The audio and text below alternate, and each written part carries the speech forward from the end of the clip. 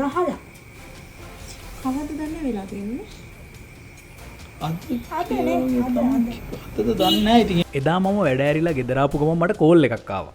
එක චූටි අහිංසක පැටියෙකුට කකුල කැඩෙන්න ගහලා කියලා. පුළුවන් නම් උදව් කරන්න කියලා. ඉතින් ඒ කතා කරපු කෙනා කිව්වා මේ පැටියව අපිට මගට ගෙනත් දෙන්නම් කියලා. ඉතින් අපි ඒ වෙලාවෙම ගියා. ඉතින් මේ චූටි අහිංසකයාගේ කකුල කැඩෙන්නම ගහලා. ඒ වගේ තිරිසන් මිනිස්සු ඉන්නවා මේ රටේ. ඉතින් අපි පුළුවන් ඉක්මනට යව ප්‍රතිකාර කරන්න අරගෙන ගියා.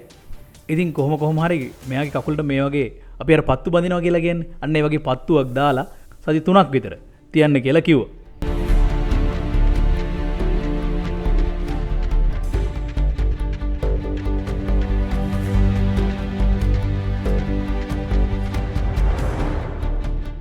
ඉතින් ඔන්න කොහොම හරි ටිකෙන් ටික මෙයාගේ සති 3ක් ගෙවිලා ගියා.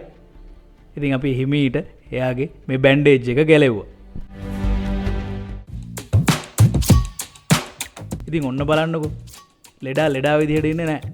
අනිත් අයටත් වද දිදී දවසම සෙල්ලම් කරනවා. මේ කළු තඩියට ඉන්න දෙන්නෙම නැහැ. ඉතින් එයා හරි හුරතල්. ඉතින් කොහොම හරි කාලය ගත වෙලා ගියා.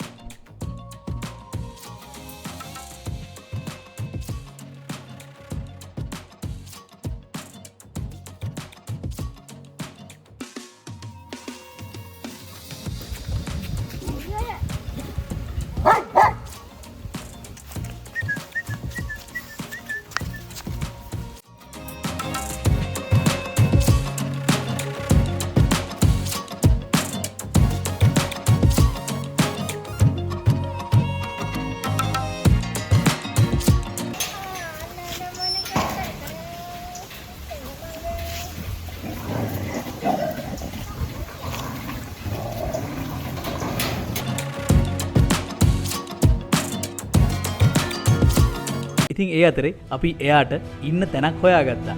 ඉතින් එයාට ආදරණීය නිවසක් හොයාගන්න අපිට පුළුවන් වුණා. අපි යනවා. බලන්න එන්න කියලා. බලන්න එන්න කියලා.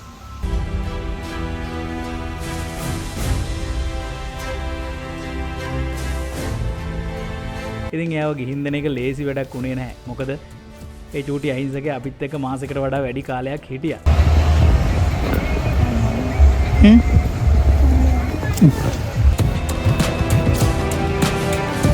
ඉතින් එහෙම ඉන්නකොට එයාව ගිහින් දෙන්න හරි දුකයි. මාෂට එයාව දෙන්න හිතුනේම නැහැ. ඒත් මොනව කරන්නද? අපිට මේ වගේ තව කෙනෙකුට උදව් කරන්න පුළුවන්නේ. ඉතින් ඒක නිසා අපිට එයාව දෙන්නම සිද්ධ වුණා. සමු ගැනීම ගොඩක් වේදනාකාරී.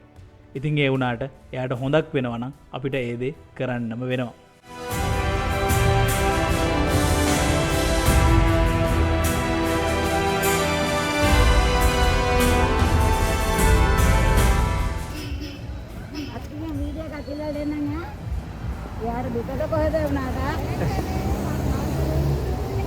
ඉතින් කොහොම හරි එයාගේ අලුත් අයිතිකාරය ඇවිල්ලා එයාව ආදරෙන් අරගෙන ගියා. මෙයාගේ ඊළඟ ඉන්ජෙක්ෂන් එක තියෙන ඔගේ තියෙනවා මේ බෙහෙත් පොතක් තියෙනවා. බෙහෙත් විදලා තියෙන්නේ. මේ ජල බීතිකාවට නෙමෙයි මේ පාවයකට විදලා තියෙන්නේ. ජල බීතිකාව විදිනකොට මට කියන්න.